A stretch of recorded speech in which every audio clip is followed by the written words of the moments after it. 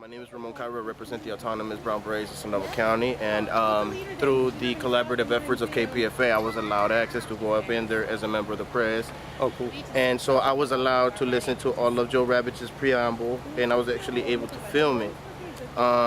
Inherently, and in a nutshell, basically, Joe Ravitch has stated that per the investigative report that she received, I believe it was around January 29th of this year, 2014, and her and the results of the findings of her investigators that are currently employed by the Sonoma County District Attorney's Office, it is her belief and it is her decision that she will not be pursuing any criminal allegations and or charges against Erick Gelhaus regarding the heinous assassination and or murder of Andy Lopez.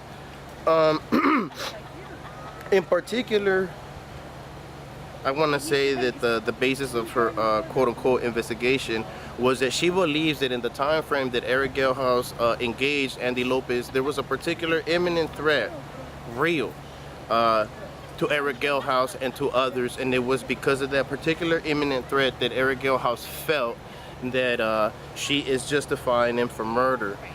That is essentially the basis of what Joe Ravitch said. She was able to sit in and answer a few banal questions from other members of the press.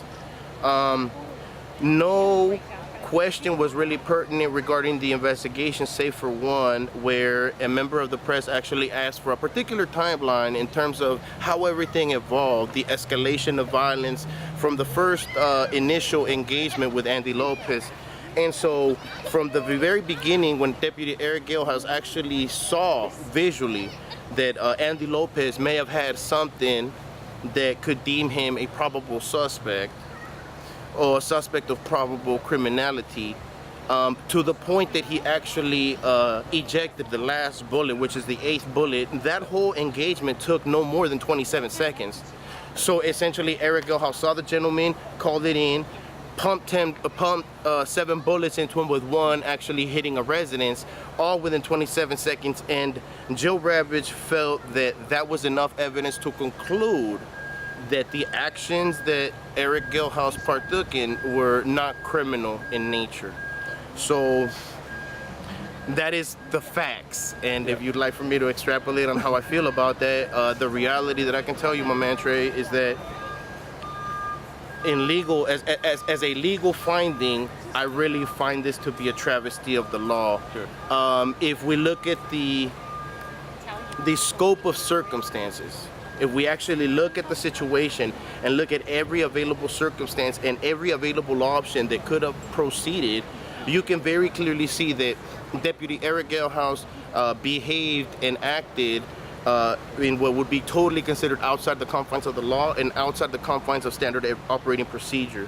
What I mean by that is, whereas Officer Erick Gelhaus had every opportunity to call in support, possibly even a dog, or even utilize the actual siren lights and the chirp, the actual klaxon, to create some sort of noise to himself and actually attract Andy Lopez's attention to the point that he could definitely know beyond the shadow of a doubt that Andy Lopez was behaving in a criminally negligent way, or in a way that would be detrimental to the health and safety of Erick Gelhaus and others. We could totally see, you know, justification for the murder of Andy Lopez. But based upon the timeline, 27 seconds, and based upon the fact that there was never any conclusive evidence that Deputy Erick Gelhaus actually spoke to Andy Lopez in such a way that Andy Lopez could acknowledge what was being told to him, me, as a Chicano, I feel that that provides all the basis for not only a more comprehensive and in-depth criminal investigation, but criminal charges to be filed at the very least. Yeah. You know, you gotta understand, what my community has only been demanding is to allow, essentially, Andy Lopez to have his day in court, and the only way that can occur is by criminally prosecuting Erick Gelhaus. For then it would be up to a jury of his peers to base the criminality and or culpability of his actions. I think that by Joe Ravitch refusing to allow the Chicano community and the community of Sonoma County in general to have that option, that venue as a viable option, that in itself is a legal travesty.